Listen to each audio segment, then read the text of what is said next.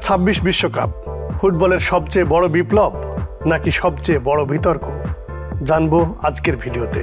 আসসালামু আলাইকুম, আমি আব্দুল গনি বিদ্যান রয়েছি দিগন্ত স্পোর্টসে। ভাবুন তো, যে বিশ্বকাপকে ফুটবলের পবিত্র উৎসব বলা হয়, সেই টুর্নামেন্ট নিয়েই যদি কোটি কোটি ভক্ত বলেন, এটা কি ফুটবলের উন্নতি নাকি ধীরে ধীরে ফুটবলের ঐতিহ্যের ধ্বংস? 2026 বিশ্বকাপকে ঘিরে এখন ঠিক এমনই তীব্র বিতর্ক চলছে। আর এই বিতর্ক শুধু দল সংখ্যা বা ম্যাচ সংখ্যা নিয়ে নয়, বরং ফুটবলের আসল আত্মা, ঐতিহ্য এবং প্রযুক্তির দখলদারিত্ব নিয়েও। চলুন শুরু করি আজকের ফুটবল বিশ্লেষণ। 48 দল, সুযোগ নাকি মানের পতন? 2026 বিশ্বকাপে প্রথমবারের মতো খেলবে 48টি দল। আগে যেখানে ছিল মাত্র 32টি দল। ফলে নতুন অনেক দেশ বিশ্বকাপের মঞ্চে জায়গা পাচ্ছে।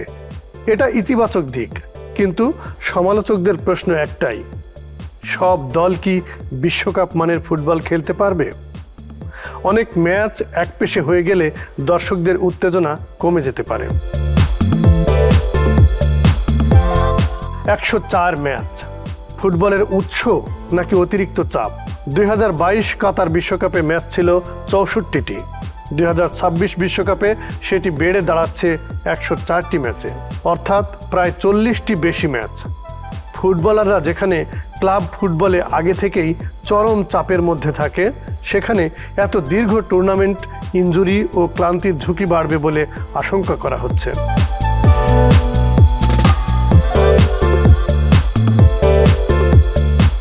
তিন দেশ, বিশাল দূরত্ব, ক্লান্তির নতুন যুদ্ধ। এই বিশ্বকাপ হবে 3 দেশে: আমেরিকা, কানাডা, মেক্সিকো। শহর থেকে শহরের দূরত্ব কখনো কখনো হাজার হাজার কিলোমিটার। ফলে দলগুলোকে দীর্ঘ ভ্রমণ, টাইম জোন পরিবর্তন এবং জেট ল্যাগের মধ্যে খেলতে হবে। ফুটবলের ঐতিহ্য কি হারিয়ে যাচ্ছে? এবার আসি সবচেয়ে বিতর্কিত অংশে।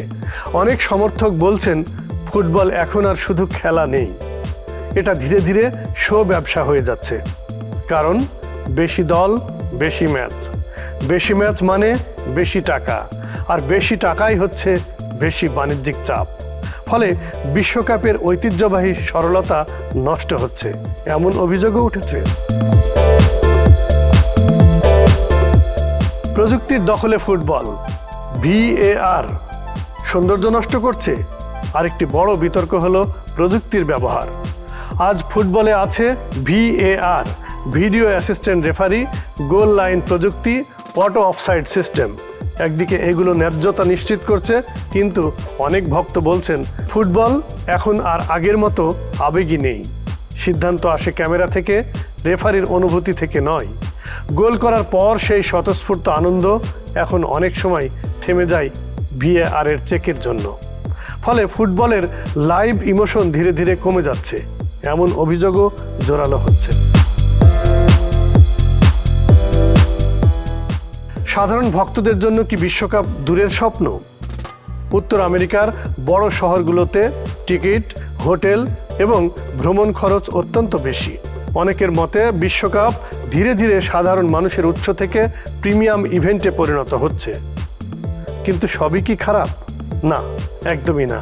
48 দলের বিশ্বকাপ মানে নতুন দেশ, নতুন তারকা এবং নতুন ইতিহাস। এশিয়া, আফ্রিকা ও ছোট ছোট দেশগুলোর জন্য এটি এক বিশাল সুযোগ।